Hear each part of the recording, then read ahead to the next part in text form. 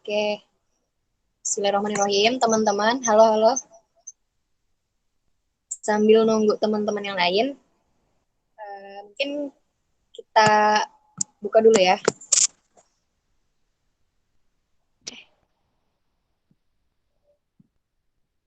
Oke, Bismillahirrahmanirrahim. Assalamualaikum warahmatullahi wabarakatuh. Boleh dibuka mic? Waalaikumsalam warahmatullahi wabarakatuh. Waalaikumsalam warahmatullahi wabarakatuh. Assalamualaikum warahmatullahi wabarakatuh. Teman-teman, sebelum kita mulai acaranya, supaya lebih berkah, supaya lebih tenang, kita buka dengan lafaz basmalah. Bismillahirrahmanirrahim.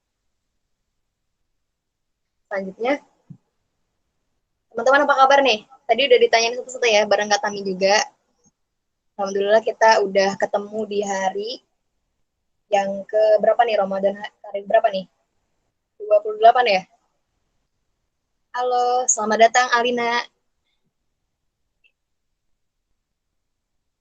Udah hari ke-28 Ramadan. Semoga semangatnya kita semakin meningkat.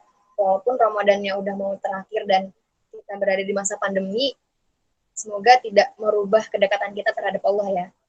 Dan semoga kita mendapatkan malam Lailatul Qadar. Oke, saya mau ngejelasin sedikit profil tentang pembicara kita hari ini. Selamat datang Kak Siti Sarah. Selamat datang Kak Sarah. Ya, jadi namanya itu Kak Saskia Ratri Arsiwi. Nah, beliau S1-nya di Universitas Negeri Jakarta, jurusan biologi. Nah, teman-teman mungkin ada yang jurusan biologi di sini, boleh banget nanti bisa tanya juga atau sharing sama kakaknya, karena kakaknya ini friendly banget, humble banget, pokoknya keren.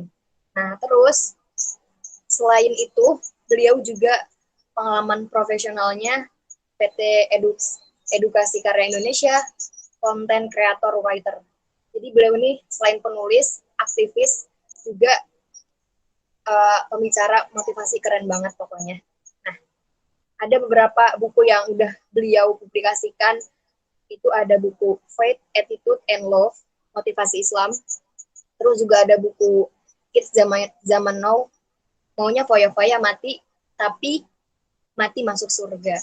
Nah, terus juga ada bukunya beliau, Inilah Proposal Jodohku. Nah, terus juga ada buku From Passion to Green Energy, dari ghostwriting-nya Wahyu DSSI. Nah, selain itu, Kak Saskia ini juga memiliki komunitas namanya Jejak Warna ID.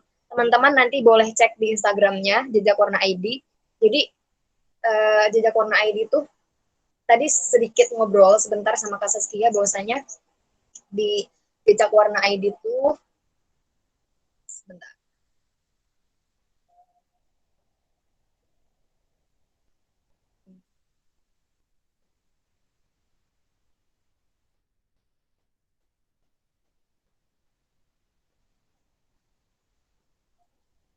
Komunitas literasi yang Kak Saskia bentuk tahun lalu ya. Dan nggak cuma komunitas aja, bentuknya ada juga kelas-kelas pelatihan khususnya untuk pelatihan kepenulisan. Nah, kemudian kalau pelatihannya itu dibuatnya masih sekitaran Jakarta. Nah, jadi teman-teman mungkin yang dekat di sana bisa nih nanti sharing dan kepoin apa itu Jejak Warna ID. Apalagi teman-teman yang udah senang menulis dan lain sebagainya. Tapi teman-teman yang belum bisa atau belum tertarik sama menulis juga nggak usah takut atau khawatir ya, karena di sini tuh bukan tempatnya yang udah ahli, tapi kita belajar bersama gitu. Nah, kemudian untuk goals-nya, tadi saya sempat tanya juga sama Kak Saskia, Kak, goals-nya apa sih dari Jejak Warna ID ini?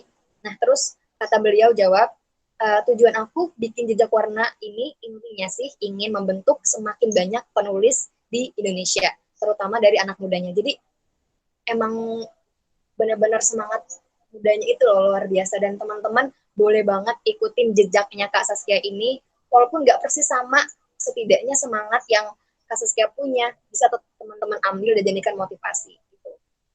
Oke, selanjutnya Kak Saskia udah join belum ya?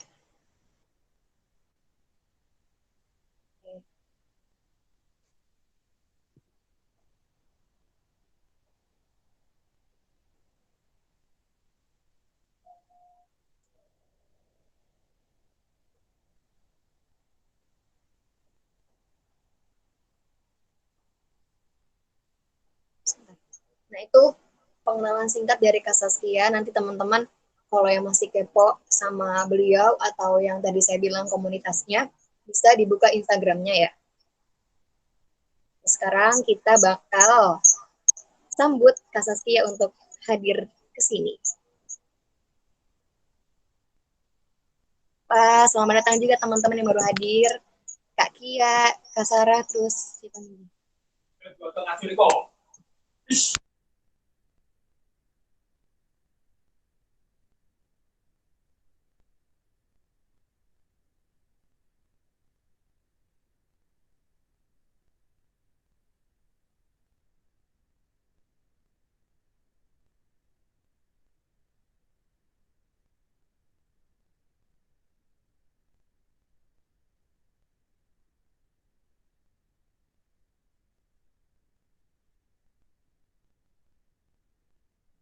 Sebentar lagi Kak Saskia bakal join.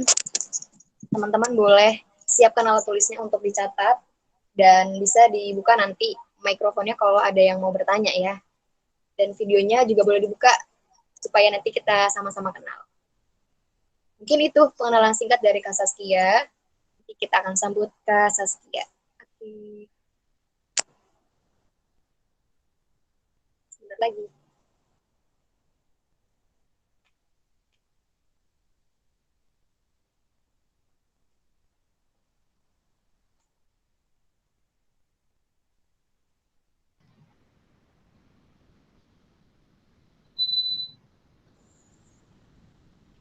Ih, Masya Allah nih Kak, udah Datang, Kak. Udah datang nih. Datang. Jadi kita udah sempat ngobrol sama teman-teman nih Kak. Dan juga udah tadi Laila sempat jelasin profil dari Kak Saskia yang luar biasa ini. Semoga bisa menjadi motivasi teman-teman. Nah, selanjutnya ya. langsung aja masuk ke pembahasan ini. Pada Kak Saskia, kami persilahkan Kak. Oke, terima kasih Laila. Oke, sebentar ya.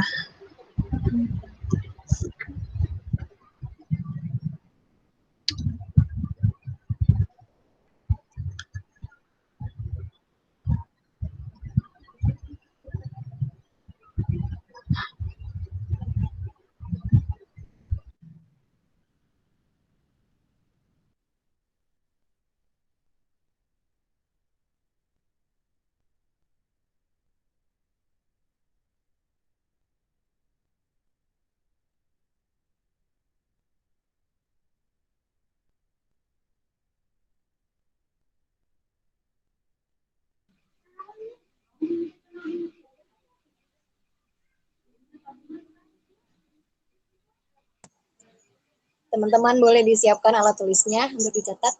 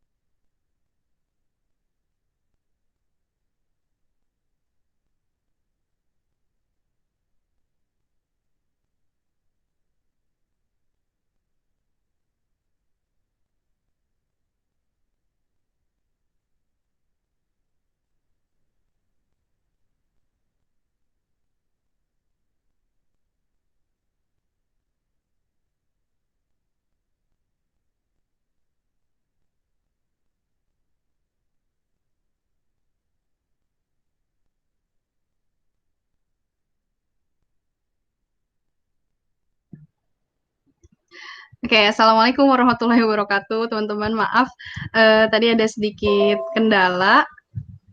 Ya, jadi terima kasih sebelumnya nih buat Laila yang tadi udah memperkenalkan. Jadi biasanya saya kalau misalnya ngisi kelas online itu pakai aplikasi Zoom gitu. Nah, sekarang baru nyoba ini pakai Google Meet. Gitu. Jadi sedikit adaptasi. Oke, teman-teman, salam kenal semuanya. Senang banget hari ini diajak untuk berbagi gitu ya, berbagi di Yulit Jakarta mengenai perempuan. Ini tema yang spesial banget dan saya memang selalu suka kalau membahas tentang perempuan gitu. Karena saya sendiri saat ini sedang bergerak juga untuk memperjuangkan sesuatu gitu ibaratnya yang dimana teman-teman perempuan saya yang lainnya itu nggak banyak yang melakukan hal tersebut. Nah, kali ini kita mau ngomongin tentang perempuan sebagai tolak ukur peradaban. Sebetulnya ini nasihat juga sih untuk diri saya sendiri ya. Jadi kalau misalnya teman-teman ngelihat di KBBI, nah peradaban itu artinya adalah kemajuan, kecerdasan, kebudayaan, kemudian hal-hal yang menyangkut sopan santun, budi bahasa, dan kebudayaan suatu bangsa. Intinya kemajuan lah ya, kemajuan dan perubahan gitu. Nah, gimana sih kita sebagai perempuan bisa membawa satu perubahan yang baik di paling enggak di keluarga kita sendiri atau di lingkungan terkecil teman-teman sampai yang terbesarnya untuk bangsa dan negara gitu ya. Nah, sebelum itu tadi mungkin udah sedikit dikenalin ya sama Laila, saya sedikit cerita lagi. Saya itu saat ini berprofesi sebagai seorang penulis, teman-teman, meskipun kuliahnya itu jurusannya biologi. Nah, ini sering teman-teman saya juga nanya, kok kuliahnya biologi, kok kerjanya jadi penulis, nggak nyambung sama kuliahnya. Ya, tapi it's okay lah, nggak apa-apa. Karena gimana ya, menurut saya seorang penulis itu justru harus belajar tentang banyak hal, supaya tulisannya bisa lebih kaya lagi ya, kan kata-kata dan akan keilmuan. Gitu. Nah, saya menemukan passion menulis ini dari SMA kelas 2. Tapi memang waktu SMA kelas 3 mau kuliah juga memang milih biologi bukan karena terpaksa atau bukan karena apa-apa, karena memang suka dengan biologi. Cuman memang saya juga menyadari kalau saya punya passion menulis. Gitu. Dan saya pikir untuk menjadi seorang penulis nggak harus kuliah di jurusan bahasa Indonesia atau hal-hal yang berhubungan dengan literasi gitu. Jadi saya pikir untuk menulis itu bisa dipelajari sendiri atau mengikuti pelatihan di luar akademik, di luar pendidikan akademik kayak gitu. Nah, alhamdulillah teman-teman melalui menulis ini setidaknya saya bisa membantu orang lain untuk melakukan perubahan ya meskipun kecil-kecilan gitu, tapi setidaknya diri ini tuh bermanfaat ya, untuk orang lain. Kan kita semua tahu ya bahwa sebaik-baiknya manusia adalah manusia yang paling bermanfaat untuk manusia lainnya. Nah, saya juga dulu-dulu tuh berpikir kira-kira apa ya yang bisa saya lakukan supaya saya bermanfaat untuk orang lain. Gitu. Kira-kira saya punya kemampuan apa ya? Nah, ternyata saya nemu jawabannya di kelas 2 SMA itu melalui menulis dan sampai saat ini diteruskan. Begitu. Buku yang pernah saya tulis itu ada salah satunya judulnya Kids Zaman Now, Maunya Muda Foya-Foya, Mati Masuk Surga. Nah, buku ini itu juga terinspirasi dari teman-teman saya waktu SMA. Jadi, waktu itu saya, waktu SMA ya, boleh dibilang, saya anak yang nggak kekinian banget lah gitu. Berbeda dengan teman-teman yang lainnya. Saya nggak suka ngikut kebiasaan teman-teman yang lain yang sukanya nongkrong pulang sekolah, terus sukanya jalan-jalan, main segala macam. Saya lebih milih untuk mikirin ke depannya saya mau jadi apa, mau seperti apa, mau melakukan apa. Gitu. Tapi mirisnya saya ngerasa kok anak-anak SMA yang berpikiran seperti saya itu kok sedikit waktu itu di lingkungan saya. Saya ngerasa kok kayaknya susah banget sih ngajak teman-teman yang usia berapa ya? SMA tuh 16 ya, 16 sampai 18 tahun untuk mikirin ke hal yang lebih jauh di depan gitu. Sampai akhirnya yaudah saya sendiri aja lah gitu. Jadi saya lebih banyak waktu SMA, mulai dari SMA tuh ngapa-ngapain tuh sendiri. Kayak ikut seminar misalnya, terus ikut pelatihan ini, belajar tentang A, B, C, D, E gitu, segala macam. Saya ikutin sendiri. Karena menurut saya sebagai perempuan ya terutama, penting banget untuk belajar nggak cuma akademik aja, tapi mempelajari hal-hal yang lain, soft skill, hard skill yang lain di luar sekolah gitu. Nah, sampai akhirnya saya kuliah, terus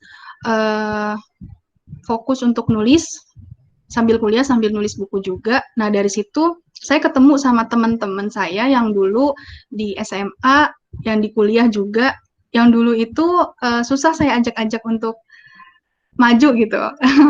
Ibaratnya saya ajak-ajak untuk, kita belajar ini yuk, jangan main mulu, kita belajar ini yuk, ikut seminar ini yuk, ikut pelatihan ini, biar tahu banyak hal.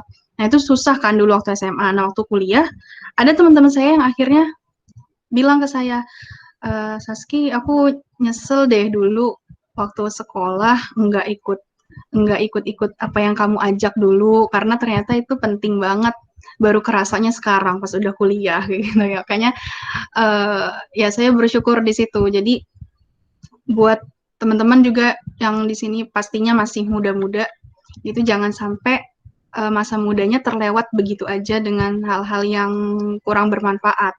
Karena dari pengalaman-pengalaman itu akhirnya saya nulis buku maunya muda foya-foya mati masuk surga. Nah, nggak nyangka juga ternyata melalui buku itu ada banyak orang-orang yang kemudian sedikit berubah cara berpikirnya gitu dari teman-teman pembaca ya. Dan banyaknya pembaca juga yang saya nggak kenal orangnya siapa, tinggalnya di mana, dari kota yang berbeda. Itu saya dapat banyak feedback dari pembaca. Banyak pembaca yang akhirnya tersadar bahwa inget lagi tuh, oh iya ya, masa muda harusnya aku manfaatin dengan baik. Seperti itu. Nah, di sini tadi ngomongin tentang peradaban dan perubahan, saya mengambil, diri saya sendiri mengambil jalan sebagai seorang penulis untuk merubah sebuah peradaban. Gitu. Nah, kalau teman-teman perempuan-perempuan yang ada di sini kira-kira mengambil peran sebagai apa nih? Itu udah kepikiran belum sih? Udah nemu belum sih passionnya apa? Tujuan hidupnya apa? Mau kemana setelah sekolah, setelah kuliah, nanti kerja, mau berkarya seperti apa, dan mau bermanfaat di ranah apa? Nah, itu yang harus dipikirkan sebagai seorang perempuan. Begitu. Ya, ini sedikit cerita juga tentang buku-buku yang pernah saya tulis. Nggak tahu, mungkin ada teman-teman yang pernah lihat atau banyak juga yang belum lihat. Jadi buku yang sebelah kiri teman-teman nih warna putih, Faith, Attitude, and Love, itu saya tulis di SMA kelas 3 setelah selesai UN. Jadi waktu selesai UN itu kan nganggur ya, nungguin kuliah. Belum jelas gitu kuliah mau masuk mana gitu kan, nungguin pengumuman SNMPTN, terus jaga-jaga takutnya mesti ujian SBM, pokoknya banyak waktu luang lah. Nah, di waktu luang itu saya pakai untuk nulis buku yang judulnya Faith, Attitude, and Love itu. Dan alhamdulillah diterbitkan, dan terbitnya itu setelah saya udah masuk kuliah sih sebetulnya. Itu buku pertama saya. Kemudian saya ngerasa dapat banyak banget manfaat dari nulis buku, bisa membantu merubah orang lain sekaligus merubah diri saya juga. Akhirnya saya seriusin lagi deh nulis buku yang kedua, itu yang di tengah warna pink, yang Kids Zaman Now itu. Kemudian yang di sebelah kanan itu buku yang paling terakhir sampai saat ini saya tulis tahun 2019, judulnya Inilah Proposal Jodohku. Ya, kurang lebih saya aktif teman-teman menulis buku-buku yang genrenya non-fiksi, kemudian motivasi, pengembangan diri, kayak gitu. Untuk membantu orang lain setidaknya bisa mendapatkan pencerahan dan membantu diri saya sendiri juga sih, terutama untuk berubah menjadi lebih baik lagi. Karena semakin saya dapat banyak pembaca, semakin saya dapat banyak feedback, itu semakin banyak hal-hal yang ingin saya tulis pada akhirnya hingga detik ini gitu. Ternyata ada banyak hal yang perlu dibahas, yang perlu orang lain itu sadari, ketahui, kayak gitu teman-teman.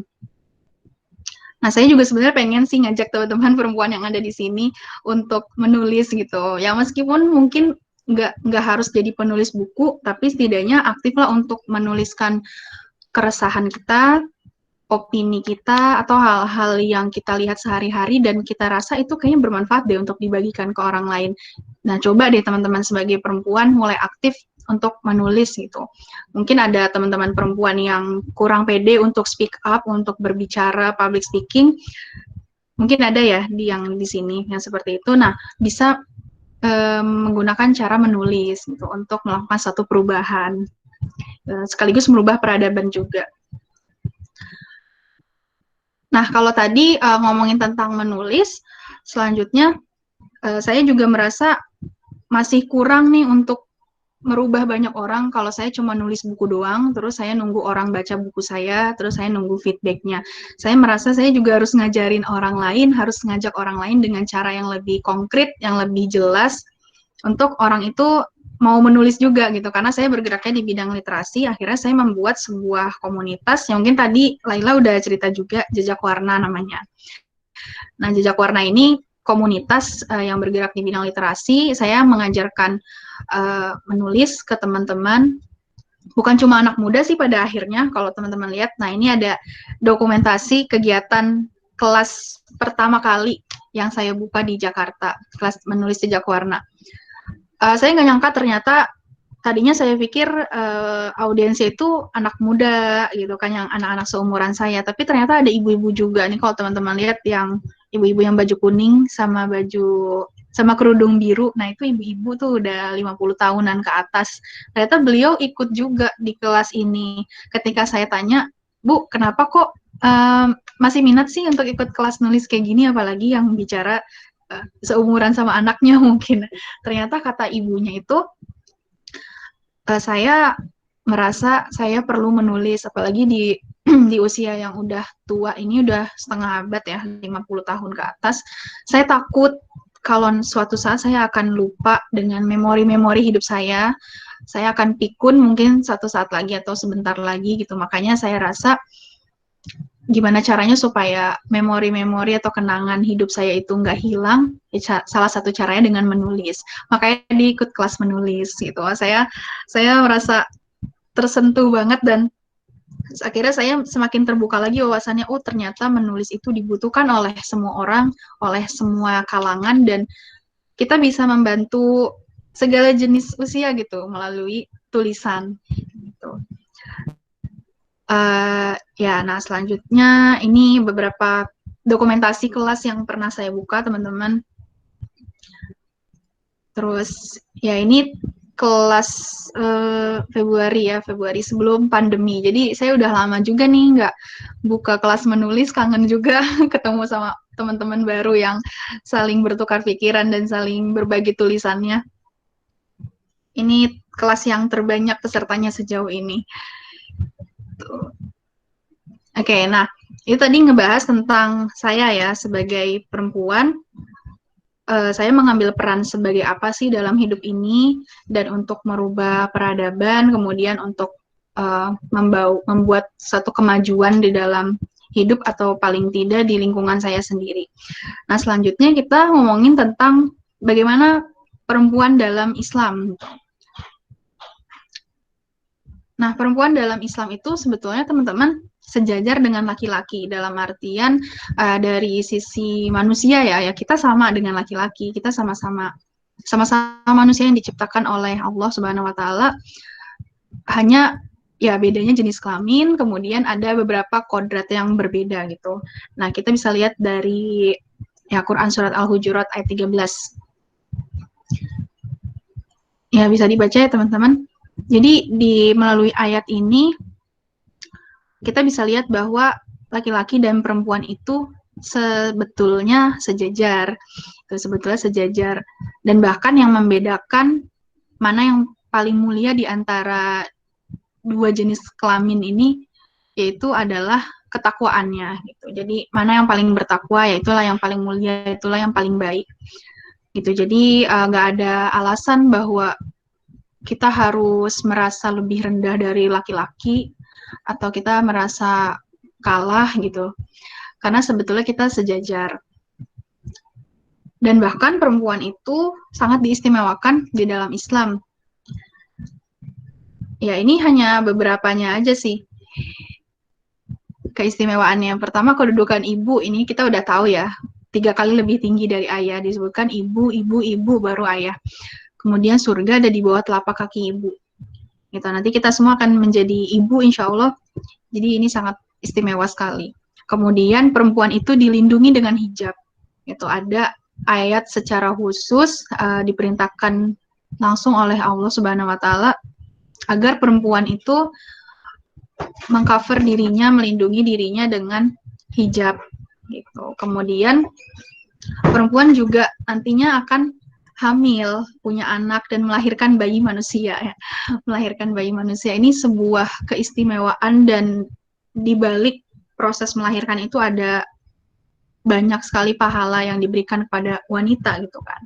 Kemudian wanita yang soleha itu bebas masuk surga dari pintu yang mana saja. Mungkin teman-teman pernah baca ada hadisnya ya, wanita yang soleha nantinya bebas masuk surga dari pintu yang mana saja selama dia menjalankan sholat. Kemudian salah satunya lagi taat dengan suaminya, kurang lebih seperti itu. Jadi berbahagialah teman-teman semua wanita yang ada di sini bahwa kita itu sangat istimewa. Setidaknya itu yang perlu kita sadari dulu sih. Ya mungkin kita sebetulnya udah tahu, tapi seringkali juga kita mungkin lupa gitu. Jadi ada baiknya kita sering-sering ingat lagi, sering-sering baca ayat tentang perempuan, mungkin di Al-Quran atau di hadis, bahwa kita itu sangat istimewa. Nah, karena kita sudah diberikan keistimewaan oleh Allah, maka harus ada timbal balik dong. Kita kan udah diberikan keistimewaan, udah dimuliakan. Nah, apa nih yang bisa kita lakukan untuk manusia lainnya dengan keistimewaan ini, dengan kemuliaan ini? Gitu. Nah, kalau ngomongin dari timeline hidup ya, timeline hidup kita, yang pertama pasti kita mulai dari anak-anak, dari bayi, anak-anak sampai remaja, sekitaran umur anak-anak SMP gitu ya. Nah, di umur-umur itu mungkin kita belum berpikir sih untuk mau jadi apa atau mau merubah dunia seperti apa. Mungkin mayoritasnya banyak yang belum kepikiran kayak gitu, karena hidup kita masih dikontrol dengan orang tua sepenuhnya. Nah, kemudian kita mulai nih masuk SMA, peralihan menuju dewasa. Mulai lagi bandel-bandelnya mungkin ya, lagi nyebelin-nyebelinnya untuk dikasih tahu gitu. Pasti teman-teman mungkin pernah mengalami fase itu. Saya pun pernah mengalami fase itu. Dimana saya lagi susah-susahnya dikasih tahu sama orang tua, lagi nakal-nakalnya kayak gitu. Nah, ini peralihan menuju dewasa. Dan penting banget ketika di fase ini untuk, sebetulnya ini peran orang tua juga ya, untuk kita diberi pemahaman tentang agama, gitu, diberi pemahaman tentang kehidupan yang lebih lanjutnya.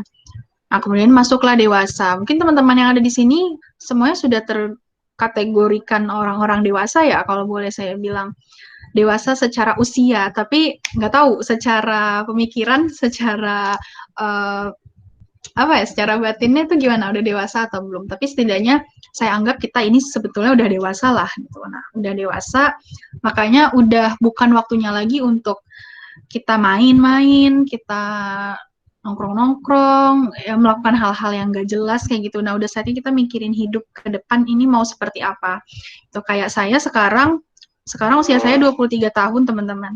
Banyak orang bilang, Saskia masih 23 tahun, masih enak, masih muda, gitu. Masih jauh perjalanannya. Tapi buat saya pribadi, saya merasa banyak hal yang saya lewati dan saya menyesal gitu. Saya merasa banyak hal yang saya harusnya bisa lakukan, tapi saya nggak lakukan, sementara sekarang usia saya udah 23 gitu. Saya sebetulnya takut banget kalau ngomongin usia gitu. Menurut saya 23 itu ya udah tua juga kalau dari segi saya sekarang ya. 23 tahun udah tua juga, dikit lagi 25. Terus 30. Itu nggak bakal terasa gitu. Mungkin teman-teman di sini ada yang masih 20 tahun ya, 20, 21, 22. Nah, jangan anggap teman-teman tuh masih muda, masih bisa santai-santai. Enggak, justru menurut saya di masa muda itu bukan waktunya santai-santai. Kalau mau santai-santai itu nanti kalau udah tua gitu, karena udah nggak produktif lagi kan. Itu justru di usia 20 tahun ya, start 20 tahun sampai 30 itu harus lagi betul-betul produktifnya, lagi aktif-aktifnya gitu. sebenarnya ini laki-laki dan perempuan juga sama ya, seperti itu. Nah, kemudian setelah kita melewati fase dewasa, terus mungkin usia 25, 26, udah banyak yang menikah sebagai perempuan gitu. Nah, makanya perempuan itu kan cepet nikah ya, mayoritasnya lebih cepat menikah kan daripada laki-laki. Ada yang usia, ya teman saya aja ada yang usia 22 udah nikah gitu kan. Nah, kalau misalnya udah nikah itu kan udah ya menjadi istri, udah lebih beda lagi prioritasnya, mungkin udah bukan lagi mikirin untuk bermanfaat untuk banyak orang, untuk anak-anak muda gimana, tapi lebih mikirin untuk suaminya, untuk nanti anaknya, untuk keluarganya gitu kan. Prioritasnya udah beda yang jelas. Makanya nih, mumpung kita masih, saya nggak tahu di sini ada yang udah nikah belum? Kayaknya belum ada ya. Mumpung kita masih jomblo-jomblo gitu. Nah, harus dipikirin matang-matang nih.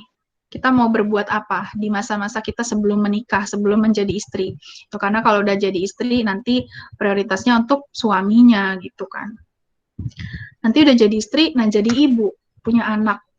Wah, udah beda lagi deh. Udah lebih banyak lagi hal yang harus dipikirin dan lebih berat pastinya. Itu karena ketika menjadi ibu, nah benar-benar nih untuk membentuk peradaban yang baru kan, anak kita mau dibentuk seperti apa. Begitu. Nah, saya pernah dapat cerita sekaligus nasihat juga teman-teman dari seorang penulis juga, rekan saya. Beliau sudah menikah, sudah punya anak 2. Waktu itu saya ketemu ketika lagi ngisi seminar menulis bareng di Bandung. Terus lupa sih awalannya lagi ngobrolin apa, pokoknya ujung-ujungnya jadi ngobrolin tentang pernikahan, tentang jomblo kayak gitu ya. Nah, saya inget banget beliau itu ngasih saya nasihat kayak gini. Saski, dulu kakak ketika masih jomblo itu nulis buku cuma 3 doang gitu.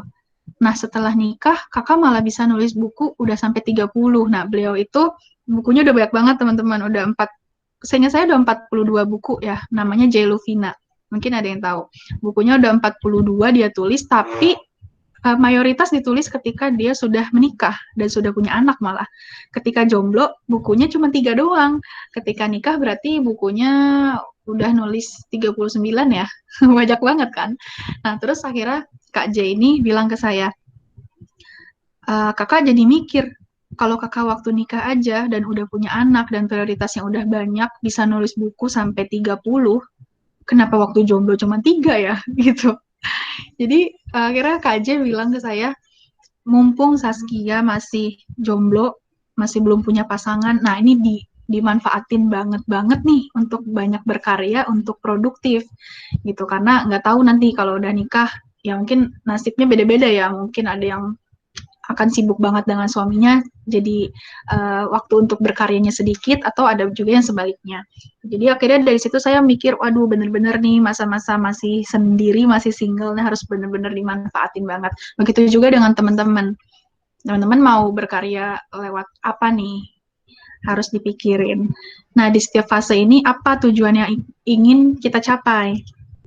Tujuan apa yang ingin kita capai? Banyak orang yang nggak sedetail itu berpikir tentang kehidupan, padahal itu penting banget teman-teman. Banyak orang yang udah usia 25, saya nemu usia 25, 26, bahkan 29 sampai 30 baru mikir, sebenarnya gue hidup mau ngapain ya gitu. Kan sayang banget kan kalau misalnya kita udah bisa mikir dari usia 20, 21, 22, kenapa enggak gitu.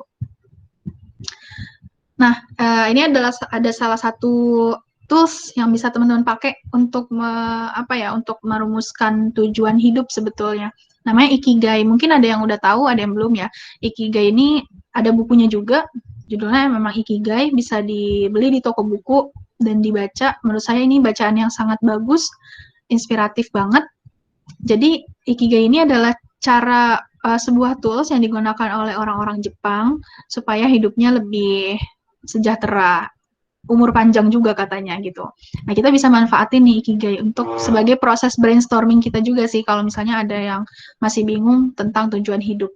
Nah, di sini teman-teman bisa lihat Ikigai itu ada di tengah-tengah. Nah, yang mengelilingi Ikigai itu ada 4 hal. Yang pertama passion. Passion, mission, profession, dan vocation. Itu. Nah, 4 hal ini kita harus tahu nih Kira-kira teman-teman udah nemu belum 4 hal ini? Jadi pertama passion. Passion itu adalah hal yang kita sangat sukai ketika kita lakukan. Bahkan kayak saya passionnya menulis gitu. Jadi saya sangat suka melakukan kegiatan menulis. Mau segimanapun kesibukan saya akan tetap menyempatkan waktu untuk menulis. Nah, itu yang namanya passion gitu. Dan dari passion bisa jadi juga kita mendapatkan penghasilan berupa uang gitu. Tapi biasanya ada juga yang passion itu cuman dikerjakan untuk hobi aja, sekedar hobi. Ini kan di sini ada ya di atasnya what you love gitu. Apa yang teman-teman cintai, apa yang teman-teman sukai untuk lakukan. Jadi ketika teman-teman lagi jenuh dengan kesibukan kuliah atau sekolah atau kerja, untuk gimana untuk menghilangkan jenuhnya bisa melakukan passion. Mungkin ada yang passionnya bercocok tanam, mungkin ada juga ada yang passionnya mungkin menggambar kayak gitu. Nah, passion teman-teman apa nih? Jadi kalau dilihat dari diagramnya ya, passion itu adalah what you love, apa yang teman-teman cintai dan sukai, dan what you are good at. Dan teman-teman bagus ketika melakukan itu. Teman-teman bisa berkarya melalui passion itu. Gitu. Nah, silakan dicari nih passionnya apa. Kemudian mission. Nah, mission ini misi. Misi kita hidup mau melakukan misi apa? Kalau masuk organisasi pasti ada visi, ada misi ya. Nah, visi tujuannya, nah misi cara-caranya, langkah-langkahnya untuk mencapai visi apa. Nah, misi teman-teman apa nih? Misi itu bisa dua kalau dilihat lagi ke diagramnya, berdasarkan apa yang kita sukai. Kayak saya punya passion menulis, maka misi saya ingin melahirkan banyak penulis-penulis baru di Indonesia, misalnya gitu. Nah, itu termasuk misi kan. Misi saya berdasarkan apa yang saya cintai, menulis gitu. Nah, misi bisa juga selain melalui what you love, tapi melalui what the world needs. Jadi, apa yang Indonesia butuhkan sih sebetulnya, apa yang dunia butuhkan. Begitu. Sebagai contoh, bisa jadi saya suka menulis, tapi sebetulnya dunia nggak butuh-butuh amat penulis, bisa jadi kan kayak gitu. Nah, jadi kita harus nyari lagi nih, apa sih yang sebetulnya memang dibutuhkan dunia, dan kita bisa berkontribusi untuk hal itu. Nah, itu tadi mission. Selanjutnya adalah, yang mana dulu ya? Vocation. Jadi vocation ya, selanjutnya vocation itu pekerjaan. Nah, teman-teman, pekerjaannya saat ini apa? Pekerjaan itu bisa jadi teman-teman passion, bisa jadi enggak. Bisa jadi kita suka dengan apa yang kita kerjakan, tapi bisa jadi juga enggak gitu. Sekedar yang penting dapat gaji gitu, yang penting dapat uang bulanan, bisa jadi kan. Jadi kalau vocation, kita lihat lagi di diagramnya, bisa jadi pekerjaan kita itu memenuhi untuk apa yang dunia butuhkan, dan yang pasti pekerjaan harus what you can be paid for. Harus kita mendapatkan bayaran atas apa yang kita kerjakan itu. Nah, pekerjaan teman-teman apa? Selanjutnya yang terakhir adalah profession. Profesi dengan pekerjaan itu berbeda. Kalau pekerjaan kita murni melakukan hal tersebut untuk dibayar, untuk mendapat gaji, gitu, untuk memenuhi kebutuhan hidup. Hanya sekedar sampai situ aja. Tapi kalau profesi, kita melakukan hal tersebut bukan semata-mata untuk kerja, ya dapat bayaran juga bisa, tapi kita memang ahli di situ dan kita berkarya melalui hal yang kita lakukan. Contohnya saya sekarang berprofesi sebagai menulis. Saya menulis itu karena saya memang bisa, good at writing, dan saya juga bisa dibayar melalui menulis gitu. Nah, ini apa ya? Krusial banget gitu. Maksudnya ternyata penting banget untuk dipikirin. Saya pribadi baru baca buku Ikigai tahun lalu, jadi baru tahu nih konsep ini. Dan saya baru mikir, iya ya, ternyata kita, maksudnya passion aja nggak cukup gitu, pekerjaan aja nggak cukup. Harus ada 4 komponen ini. Nah, coba deh teman-teman nih sebagai perempuan, kira-kira apa nih passion, mission, profession, dan vocation-nya. Gitu, sehingga nanti jalan ke depan itu lebih enak gitu untuk menjalani hidup. Oke. Kita next dulu. Nah, ngomong-ngomong tentang perempuan dalam Islam tadi ya, tadi kan ngomongin tentang timeline, kemudian tujuan hidup melalui Ikigai. Nah, sebetulnya kita juga perlu menjaga kemuliaan. Tadi saya udah bilang bahwa wanita itu sangat-sangat istimewa dan sangat mulia. Nah, kita diberi kemuliaan, bagaimana cara kita menjaganya? Kan harus kita jaga pastinya. Sebetulnya ada banyak hal, tapi saya coba rangkum jadi 6 hal. Yang pertama, memiliki rasa malu. Nah, ini penting banget apalagi di zaman sekarang, di eranya sosial media, di mana kalau boleh dibilang banyak yang rasa malunya semakin berkurang nggak sih? Karena ada sosial media, jadi apa-apa kita tuh pede aja untuk posting, untuk memperlihatkan apapun dalam hidup kita gitu. Bahkan yang saya sangat-sangat mirisnya, terutama untuk perempuan, apalagi yang berhijab gitu ya, kayak uh, bikin video TikTok misalnya yang joget-joget kayak gitu. Uh, Sejujurnya menurut saya itu ya harusnya nggak kayak gitu sih, apalagi muslimah gitu ya, harusnya menjaga tubuhnya gitu kan, menjaga lekukan tubuhnya, jangan sampai dilihat oleh laki-laki yang bukan mahramnya gitu. Nah, jadi milikilah rasa malu gitu, bukan berarti pemalu, gak mau ngomong sama orang, pendiam, gak mau ketemu orang, bukan itu, tapi malu itu maksudnya menjaga fitrah kita sebagai perempuan. Gimana sih harusnya kita bersikap dengan orang lain tuh harusnya gimana gitu. Jangan diputus urat malunya gitu ya. Memiliki rasa malu yang kedua, menjaga tutur kata. Ini penting, banyak perempuan zaman sekarang yang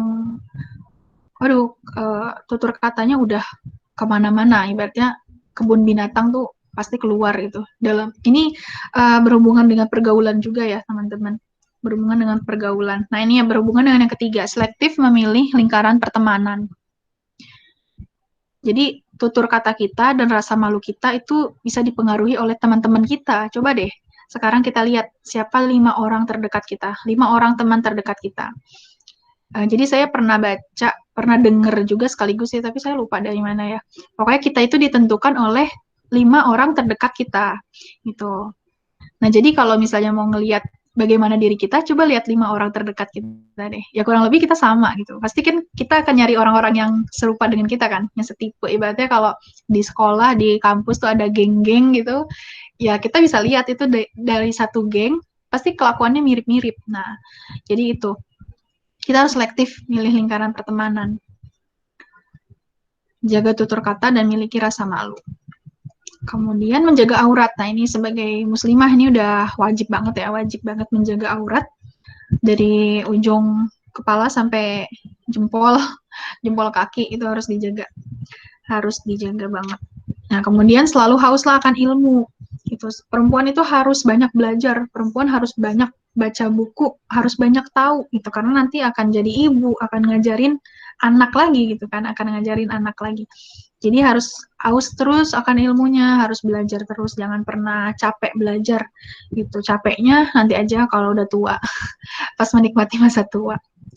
Kemudian yang tadi dibahas lagi, punya tujuan, dan kalau kita udah punya tujuan, kita pasti bisa menjadi perempuan yang inspiratif gitu, untuk orang lain. Nah, ini berhubungan dengan rasa malu tadi ya, ada hadisnya, rasa malu itu tidaklah mendatangkan sesuatu kecuali kebaikan. Jadi, ya jagalah rasa malu kita ya teman-teman. Saya punya, ini sedikit cerita juga, saya punya temen, jadi dia itu orangnya memang terkenal, ya perempuan berhijab sih, tapi agak tomboy, terus memang tutur katanya ya begitulah, agak kasar gitu. Terus tapi dia tahu saya nggak seperti itu, dan kita bisa sama-sama menyesuaikan ketika berbicara. Tapi saya juga nggak berusaha untuk maksa dia berubah gitu, karena saya pikir ya takut tersinggung kayak gitu kan. Tapi teman saya ini bisa kok menempatkan ketika ngomong sama saya, dia sedikit mengurangi lah kata-kata kasarnya. Cuman saya ingat banget ketika saya lagi berdua sama dia, teman saya itu pernah bilang, Sas, lu kenapa sih nggak pernah ngomong kasar gitu? Pasti lu pernah kan ngomong kayak gitu sama diri lu sendiri. Terus saya cuma bilang, ya kalau sama diri sendiri, ya pernah sih, misalnya lagi kesel gitu, keceplosan gitu pernah ya. Tapi sebisa mungkin direm gitu, ditahan. Karena kata-kata itu kan mencerminkan diri kita juga. Jadi kita harus berhati-hati dengan pemilihan kata-kata. Terus teman saya bilang, ya Ella, kalau sama gue mah nggak apa-apa kali. Udah sih ngomong kasar aja. Nah, terus saya mikir, kok maksa sih? Kok maksa ya? Maksudnya, kok gitu ya? Gitu, saya jadi bingung. Terus teman saya bilang lagi kan, itu mah wajar kali untuk anak-anak muda seusia kita yang emang bahasanya tuh ya rata-rata kayak gitu kali. Saya mikir ya, gimana sih? Gimana sih pemikirannya? Maksudnya saya agak bingung juga dengan menghadapi orang-orang yang seperti itu. Ternyata masih banyak juga yang kayak gitu, yang menganggap bahwa ya berkata-kata kasar itu wajar gitu. Untuk anak muda itu wajar. Ya it's okay aja. Tapi kalau buat saya pribadi, selagi kita bisa menahan dan bisa ngerem, karena itu kan nanti bisa jadi kebiasaan kan. Kenapa enggak gitu? Karena ngerinya kalau udah jadi kebiasaan, nanti kalau kita udah punya anak gitu, kebiasaan terus kayak gitu kan, oh nggak bagus banget gitu. Jadi jagalah tutur kata kita ya teman-teman. Nah, selanjutnya perempuan itu adalah contoh dan cerminan dari apapun yang ada di sekelilingnya. Jadi kita itu sebetulnya cermin untuk keluarga kita, untuk teman-teman kita, untuk perkumpulan kita, komunitas, kita tuh jadi contoh. Perempuan itu jadi contoh. Sebagaimana perempuan yang ada di benak saya sih, kalau dengar kata perempuan itu harusnya ya lemah lembut, anggun gitu kan, enak, cantik gitu, akhlaknya, attitude-nya untuk dilihat. Jadi ya memang seharusnya patut untuk dijadikan contoh. Nah makanya kita sebagai perempuan coba lihat lagi deh ke dalam diri kita, coba kita ngaca deh kira-kira kita udah patut belum sih untuk jadi contoh untuk orang lain, udah layak belum sih kita, kayak gitu. Ya seminimal-minimalnya untuk teman-teman dekat kita, sahabat atau teman geng atau untuk keluarga gitu, kira-kira kita udah patut belum sih untuk jadi contoh. Kalau misalnya mau ngomongin tentang peradaban tadi ya, perubahan yang lebih besar, paling nggak kita harus lihat sekeliling kita dulu kan seperti apa. Nah itu sih yang saya bagiin. Nggak berasa ya, ini udah masuk ke ya kesimpulan. Yang pertama, sebagai perempuan, penting untuk kita mengenali diri kita sendiri, potensi kita apa, bakat kita apa, passion kita apa. Untuk apa sih kita tahu hal itu? Untuk mengambil peran. Kita mau berperan di dunia ini tuh di jalan apa gitu. Setiap manusia pasti punya visi tertentu kan. Jadi kita mengambil peran untuk apa nih? Yang kedua, buatlah sebanyak-banyaknya karya yang positif selagi masih muda, teman-teman. Itu seperti yang saya cerita tadi ya, selagi masih muda, mumpung masih single, mumpung masih jomblo. Terus ya milikilah rasa malu dan jaga kehormatan kita dengan baik, itu udah pasti. Dan jadilah contoh juga cerminan yang layak untuk lingkungan kita. Itu setidaknya dari hal-hal kecil kayak gini, ya semoga bisa membantu peradaban untuk jadi lebih baik lagi sih. Amin. Ya, karena your future is created by what you do today, not tomorrow. Jadi jangan mikirin besok, pikirin hari ini. Bikin hari ini kita mau ngapain. Itu kalau bisa hari ini, jangan nunggu besok gitu kan, ada juga tuh hadisnya ya. Dan ya itu aja sih mungkin teman-teman, semoga bermanfaat. Kalau ada yang mau ditanyain lebih lanjut, bisa DM Instagram atau bisa WhatsApp juga. Atau kalau mau baca tulisan saya, artikel bisa di blog. Itu aja. Terima kasih. Saya kembalikan ke Laila. Ya, Masya Allah. Terima kasih banyak Kak Saskia untuk materinya, ilmunya. Sangat jadi melek gitu tuh Kak. Biasanya kita tuh perempuan juga bisa loh produktif, bisa berbuat banyak. Walaupun emang dalam Al-Quran pun dijelaskan gitu, bahwasanya kita tuh benar-benar diistimewakan. Kalau kita tuh, walaupun kita secara fisik kita lemah, namun enggak secara kebaikan, enggak secara pemikiran gitu.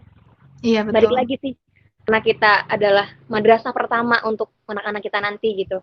Jadi kalau kita sekarang nggak berbuat apa-apa, khususnya minimal banget untuk diri sendiri, nanti apa yang mau kita kasih gitu untuk anak-anak kita. Keren banget, terima kasih banyak Kak Saskia untuk ilmunya. Nah, mungkin sekarang kita langsung ke sharing atau pertanyaan ya Kak ya.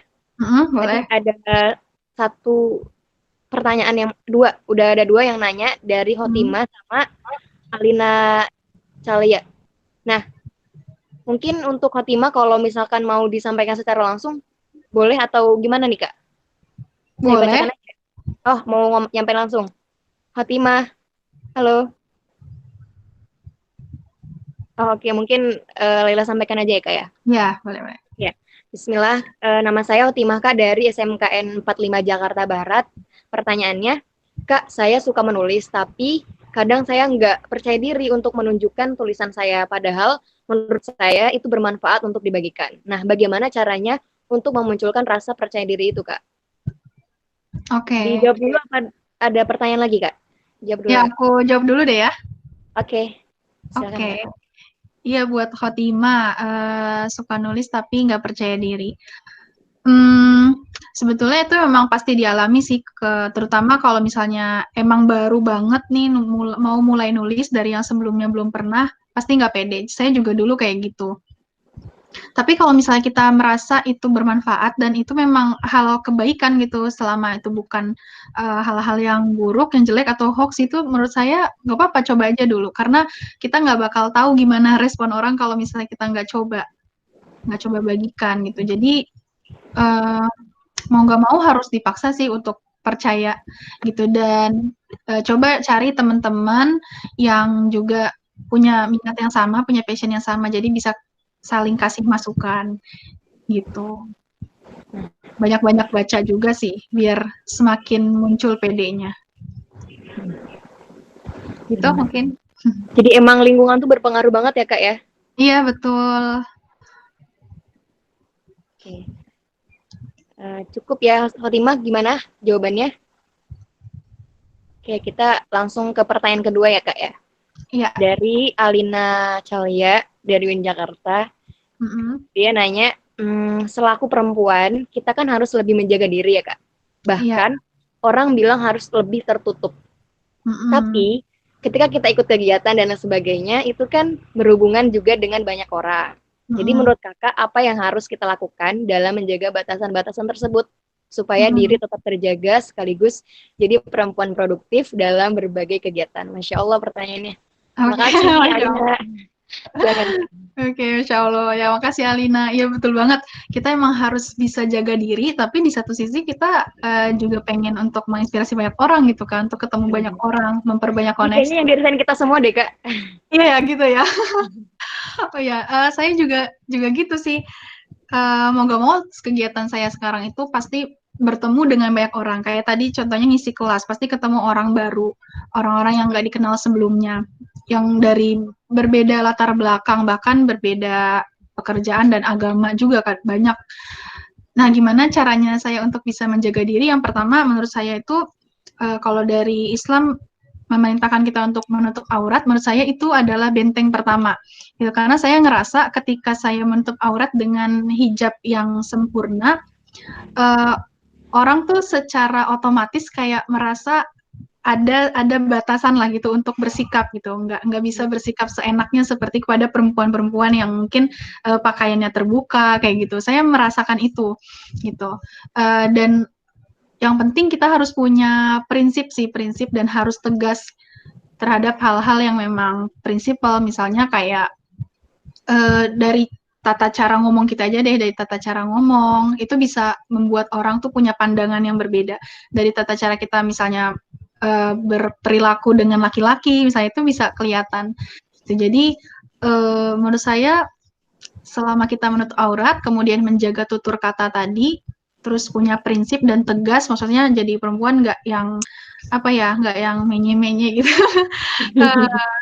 Insya Allah jadi, bisa perlunya aja gitu ya, Kak ya? Iya, seperlunya aja gitu.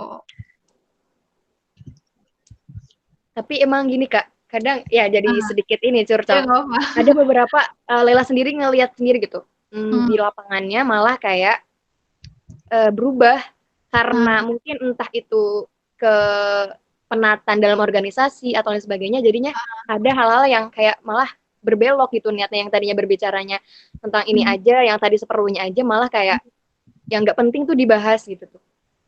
Gimana itu, Kak? Kadang hal yang kayak gitu tuh malah nggak kita sadari gitu. Iya, emang sih kalau itu nggak bisa. Ya itu apa ya, butuh latihan kontrol diri yang sering banget sih itu tuh. Terus saya emang harus saya belajar satu ilmu namanya Neuro-Linguistic Programming. Mungkin kalau orang psikologi tahu kali ya. Nah, ilmu NLP ini belajar untuk bagaimana menjadi manusia yang bersifat fleksibel dengan berbagai macam tipe manusia lainnya. Ya, nah, ketika saya menerapkan ilmu itu, saya sadar sih bahwa meskipun kita tertutup misalnya dengan hijab atau dengan prinsip-prinsip tadi yang kita punya, tapi selama kita bisa fleksibel, selama tidak terwarnai oleh orang lain, itu kita bisa kok untuk menang di dalam satu perkumpulan dan tetap produktif. Itu ya harus banyak-banyak yang ngingetin juga sih. Iya, supaya nggak melenceng.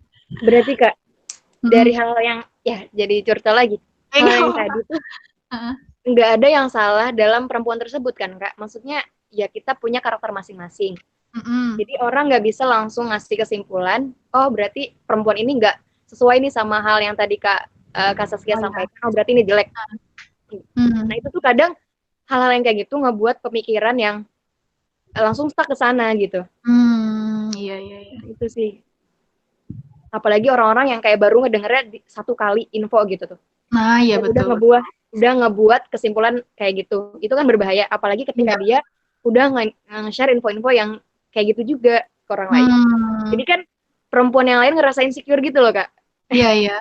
Nah, itu kita harus bisa tuh, apa ya, ibaratnya jadi yang melawan arus ya, mungkin memang ini sih, berat juga sih kadang-kadang. Iya. Tapi ya gimana ya, harus bisa sih. Alhamdulillah. Ada lagi nih Kak pertanyaannya. Keren-keren. Oke. Yang ketiga dari Kak Nur Hasanah. Ya sama-sama Alina. Dari Kak Nur Hasanah, bismillah. Izin bertanya Kak, saya Nur Hasanah dari Jakarta. Kak Saskia, apa yang dilakukan kalau sedang bosan menulis? Hal apa yang membuat Kak Saskia suka menulis selain karena passion? Nah, itu Kak. Oke, ya. Kalau sedang bosan saya biasanya lebih senang untuk cari orang terus ngobrol gitu. Nggak tahu kenapa kalau misalnya ngobrol itu kayak apa yang ada di pikiran saya yang kesimpan aja gitu bisa keluar. Terus kalau ngobrol itu enaknya bisa dapet insight dari percakapan orang gitu, bisa dapet pandangan baru dari orang lain. Kadang-kadang itu bisa jadi ide baru juga buat saya dalam menulis. Gitu. Terus selain ngobrol, kalau bosen ya paling standar sih, kadang ngemil, kadang nonton film, kayak gitu-gitu aja. Pokoknya nyari kesenangan lah. Soalnya kalau nulis itu juga pikirannya harus fresh gitu dan harus seneng gitu kan. Paling kayak gitu. Terus hal yang membuat aku suka menulis selain karena passion, jauh sebelum saya sadar bahwa menulis itu adalah passion, saya itu suka dengan menulis karena mendapatkan respon dari orang lain yang nggak saya kenal gitu. Jadi dulu awalnya saya nulis itu SMA, itu lewat blog, lewat wordpress.com, blog yang gratisan. Itu saya nulis setiap hari kayak bagi-bagi cerita aja. Jadi kayak diary gitu sih isinya blog saya. Jadi hari ini dapat cerita apa nih, ceritain, terus apa manfaatnya yang bisa diambil, bagiin ke orang kayak gitu. Terus saya nulis rutin setiap hari posting minimal 1 waktu itu buat bangun habit sih.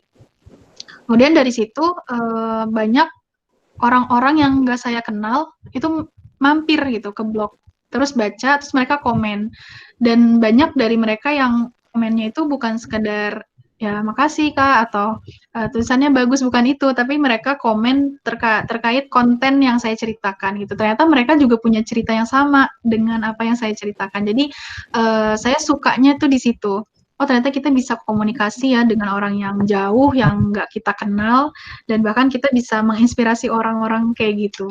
Itu sih yang buat saya suka banget. Terus membuat orang lain jadi berubah, ingin menjadi lebih baik, itu yang benar-benar buat saya gimana ya, jatuh cinta banget dengan menulis gitu. Selain Kak Saskia cinta sama nulis, tapi ngebantu orang lain juga biar ikutan cinta juga sama nulis gitu ya. Iya, insya Allah. Oh, keren-keren. Okay. Tuh, Kak Nur Hasanah, gimana jawabannya? Kalau udah, kita lanjut ke pertanyaan ada lagi nih Kak. Oke. Dari Kak Dina Mariana dari UIN Jakarta. Izin bertanya Kak, adakah tips dan trik Kakak untuk tetap istiqomah menulis, dan gimana sih caranya Kakak jika mengalami white block? Nah, makasih Kak. Oke, writer's block itu sebetulnya sama kayak tadi ya, bosan, jenuh gitu, terus tiba-tiba buntu, nggak punya ide. Kalau untuk mengatasi writer's block, ya biasanya jeda dulu, yang pasti itu jeda dulu, terus melakukan hal-hal yang memang aku suka supaya mood-nya balik lagi, supaya nggak jenuh lagi. Dan biasanya baca buku gitu, baca buku karena biasanya karena saya nulis buku, jadi banyak kan buntu itu dengan pembahasan dengan kata-kata gitu. Nah kalau misalnya baca buku, jadi dapat kosakata baru. Biasanya itu membantu writer's block.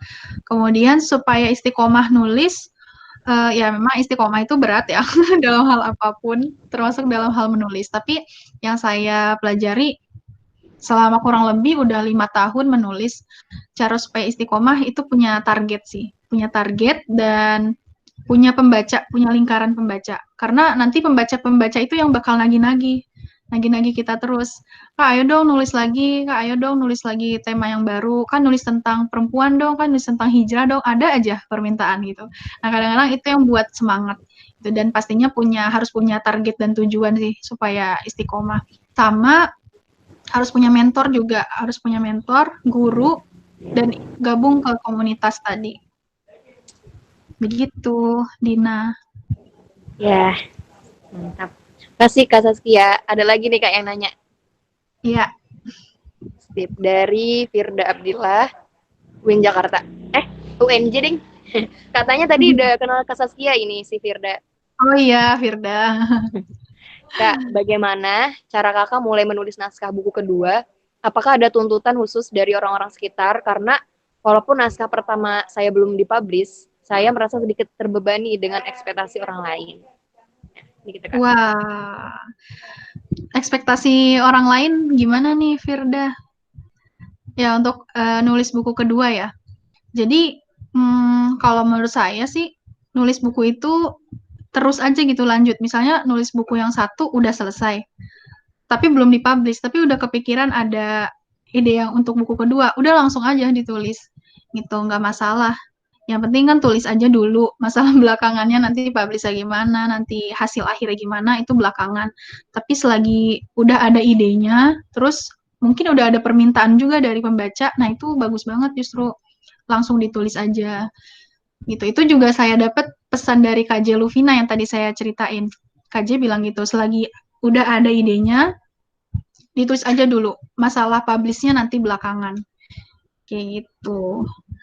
Ekspektasi orang ya namanya orang pasti berekspektasi yang di luar dari realita. Jadi ya udah, coba dijalanin aja. Kalau misalnya buku kita udah terpublish, udah tercetak, itu udah jadi milik umum sih, udah bukan milik kita lagi, itu udah milik pembaca. Jadi terserah deh orang mau komennya gimana. Setiap buku pasti ada aja yang nggak suka gitu, dan kita nggak bisa menyenangkan semua ekspektasi semua orang, jadi ya udah, it's okay, jalanin aja, ditulis aja dulu gitu.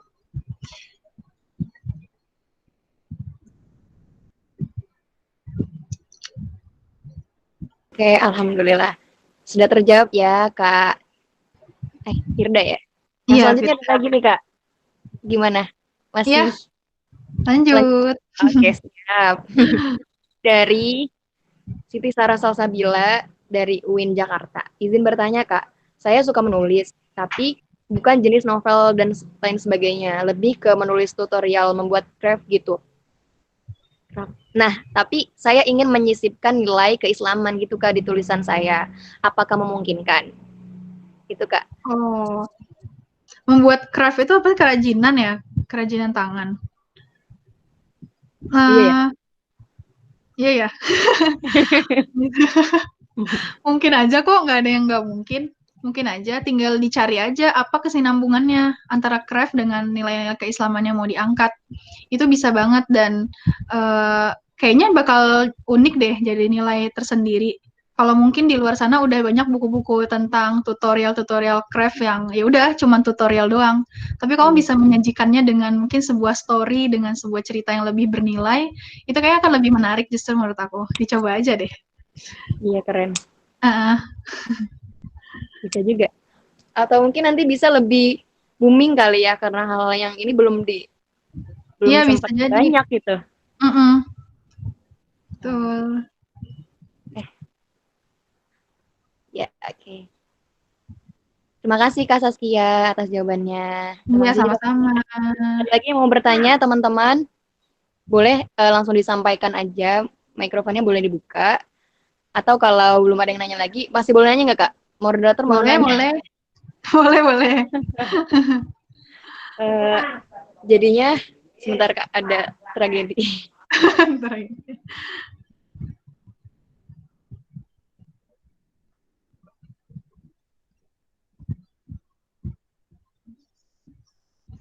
Ya gini Kak, setelah yang tadi Kak Saskia sampaikan materinya dari mulai SMA udah ketemu lingkungan yang seperti itu gitu. Ada beberapa hal yang ya mungkin sedikit miring gitu.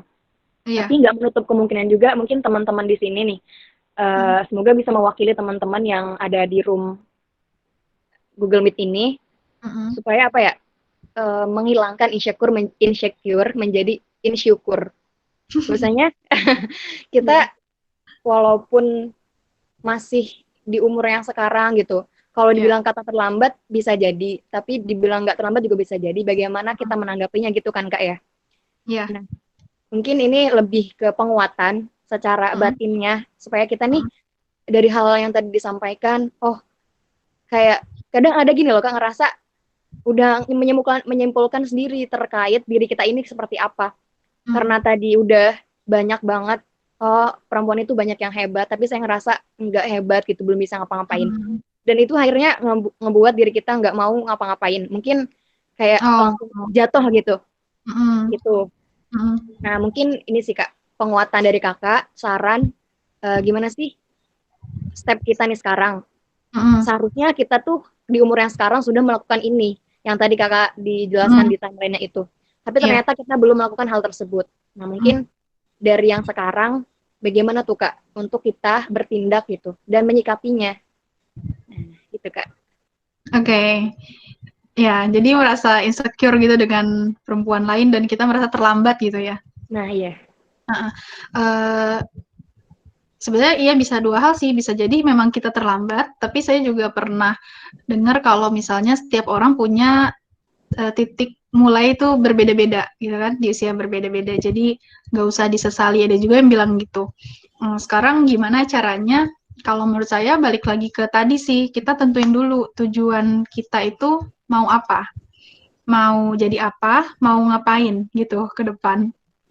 Mungkin mulai dari situ dulu, nanti kalau misalnya itu kan pasti mikirnya agak lama juga, kayak banyak juga sih orang yang bingung, iya ya mau ngapain ya kayak gitu, bingung kan mau ngapain. Kadang malah ada teman saya juga yang udah lulus kuliah nih, kayak kemarin wisuda bareng, terus baru nanya, habis ini gue mau ngapain ya? Gitu, bingung, baru kepikiran setelah wisuda malah. Gitu, jadi kalau menurut saya baiknya sedini mungkin tetapkan tujuan deh, tetapkan tujuan. Nanti dari situ bakal berakar gitu, jadi pemikiran-pemikiran yang lain. Mungkin mulai dari situ dulu sih. Kita mau kayak gimana, mau jadi apa, mau seperti apa. Alhamdulillah. Jadi tentukan jalannya mau kemana gitu. Iya, tentukan. Tentukan jalannya mau kemana, Iya, step-stepnya. Karena ya emang yang dipahamin sama diri kita kan diri kita sendiri gitu. Iya. Mungkin orang bisa aja ngasih motivasi. Ternyata motivasi terbesar tuh jatuhnya ke diri kita. Kalau kitanya udah banyak dapat motivasi nih, ternyata nggak mau berubah ya sama aja bohong gitu. Iya, yang tahu diri kita sendiri. Iya. Tapi apa yang udah Kak Saskia sampaikan tuh benar-benar kayak ngebuat jadi melek kalau yang tadi lo bilang di awal gitu. Ya kita tuh ternyata baru sadar kalau kita tuh emang diistimewakan gitu. Di dalam Al-Quran Allah sudah menjelaskan itu secara terang-terangan gitu. Terkait orang-orang yang nggak menghargai kita atau lain sebagainya, itu ya udah bodo amat, yang penting kita sudah melakukan apa yang Allah minta gitu. Iya. Makasih banyak. Tadi agak sedikit terharu gitu. Jadi, ngelihat apalagi masa-masa pandemi kayak gini, ternyata perempuan banyak berperan gitu, khususnya dalam keluarga ibu gitu. Kita melihat sendiri ibu kita, iya, betul. Walaupun sesederhana itu, kalau kita lakukan dan itu istiqomah, lumayan berat gitu dilakukannya. Iya. Itu mungkin udah buat bisa dijadiin latihan gitu, buat nanti kita bakal melakukan hal yang sama juga. Betul banget. Apalagi ya Kak. Ada lagi yang mau bertanya teman-teman? Nah, ini pernah nggak sih Kak, Kakak tuh ketemu sama hal yang gimana ya, ngebuat Kakak tuh down gitu. Terus cara Kakak bangkit. Kapan ya? Eh, Kayaknya waktu masa-masa SMA itu sih, kalau aku ya waktu itu down. Jadi dulu itu waktu sekolah emang ngerasa kayak bener-bener nggak punya temen gitu. Pernah nggak sih ngerasa kayak gitu? Pernah. Apalagi Pernah ya? pas kita ngerasa yang sok bener banget sih nih orang gitu. Terus Iya lingkungan tuh itu. nggak ngedukung itu. Cuman kita Nah itu sendirian dia. gitu. Itu Rasanya cukup udah down pengen sih. pergi aja.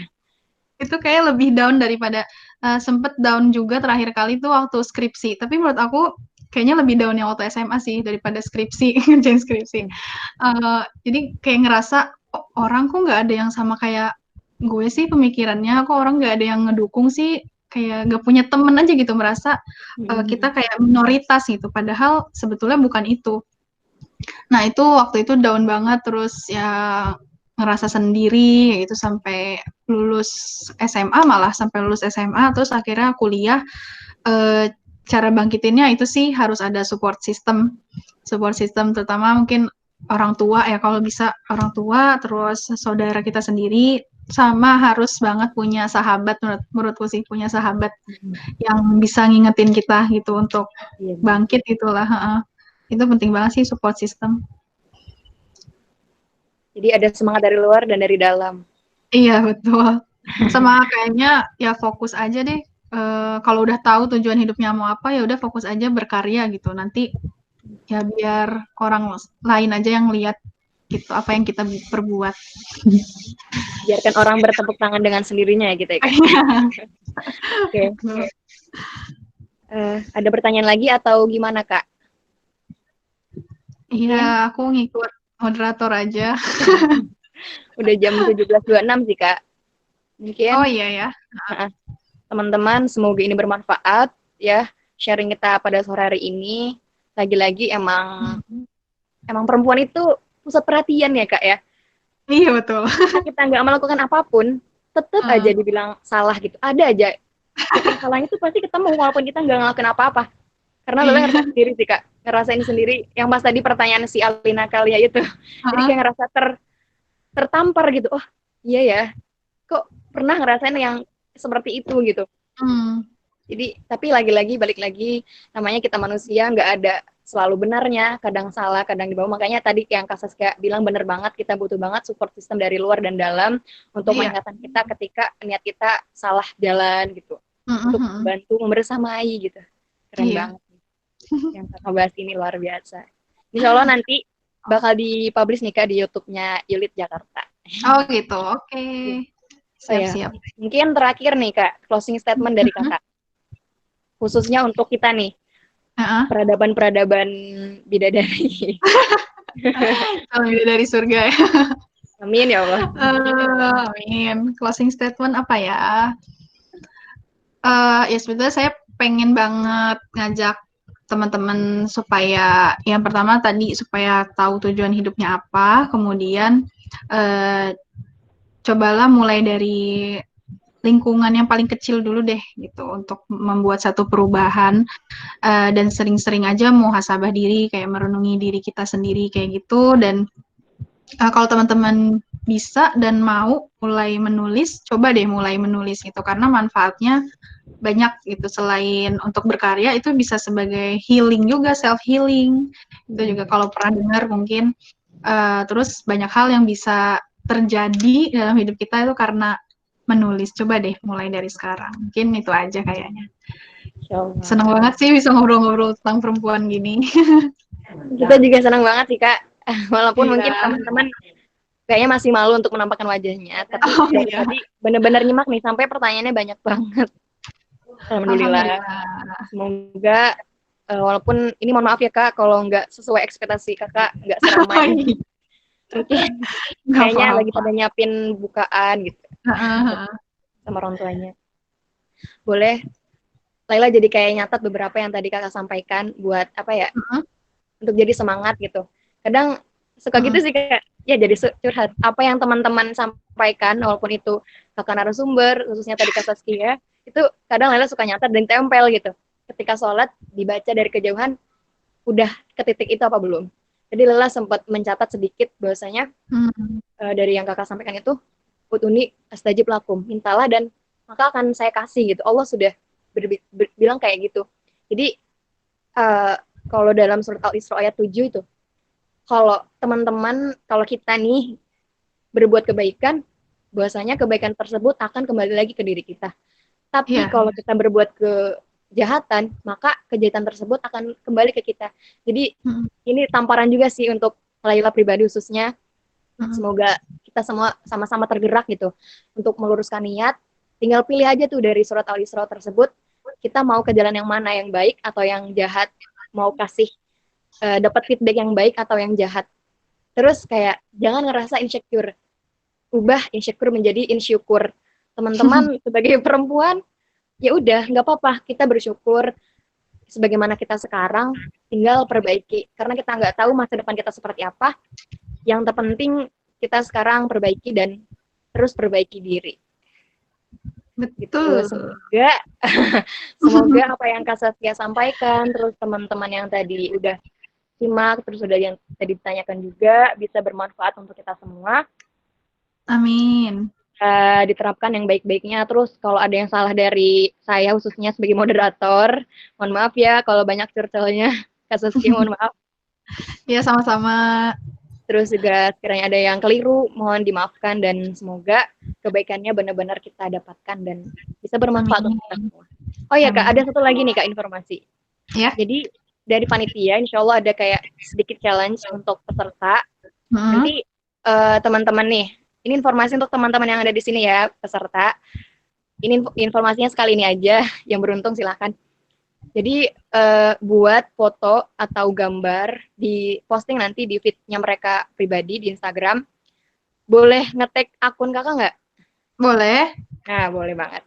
Nah, ya, pertama harus follow dulu nih Instagramnya Kak Saskia, Jejak Warna, sama Instagramnya Yulit Jakarta. Pertama itu dulu. Kemudian teman-teman baru deh bisa posting foto atau gambar yang berkaitan tentang pembahasan kita pada sore ini, yaitu perempuan, tolok ukur peradaban kamukah itu. Nah, itu ya. Iya. Nanti untuk contohnya boleh teman-teman foto sama ibu atau sama teman atau yang bikin kreatif yang lainnya, itu boleh banget. Dan captionnya terserah kalian, pokoknya yang berkaitan dengan tema kita sore hari ini. Tagernya apa ya tadi saya lupa. Sebentar saya cek dulu ya. Saya lupa Kak. Sebentar. Oh, ini aja deh tagernya. Tagernya judul kita sore ini. Kemudian aku adalah peradaban Rabbani. Yulit yang pertama tagernya tema ini ya. Kemudian yang kedua, aku peradaban Rabbani. Kemudian yang ketiga, inspirasi Ramadan Yulit Jakarta. Itu, tiga itu tagernya. Ditunggu sampai malam ini postingannya, nanti kita cek, dinilai dari originalitas dan kreativitasnya. Oke teman-teman, mungkin itu ya yang bisa kami berikan. Sekali lagi terima kasih banyak untuk Kak Saskia udah ngasih ilmunya, semoga bermanfaat dan mohon maaf atas segala kekurangan ya Kak dari kami. Ya, makasih. Dan teman-teman, mohon maaf juga untuk segala kekurangan. Terima kasih yang sudah menyempatkan waktunya untuk hadir. Semoga semakin semangat. 2 hari lagi kita puasanya ya, nggak terasa. Semoga terus istiqomah dalam kebaikan. Baik, untuk yang terakhir kita tutup dengan lafadz hamdalah. Alhamdulillahirrahmanirrahim. Dan kita sempurnakan dengan kafaratul majlis. Subhanakallah. Alhamdulillahirrahmanirrahim. Terima kasih Kak Saskia, teman-teman semua yang sudah hadir. Kita jumpa lagi di besok, ada seri lagi di tanggal 22-23. Ada edukasi kampus sama quarter life crisis. Nah, itu menarik banget tuh. besok ya, yang besok. Jangan lupa hadir lagi teman-teman. Terima kasih banyak. Wassalamualaikum warahmatullahi wabarakatuh. Terima kasih Kak Saskia. Ya, dadah.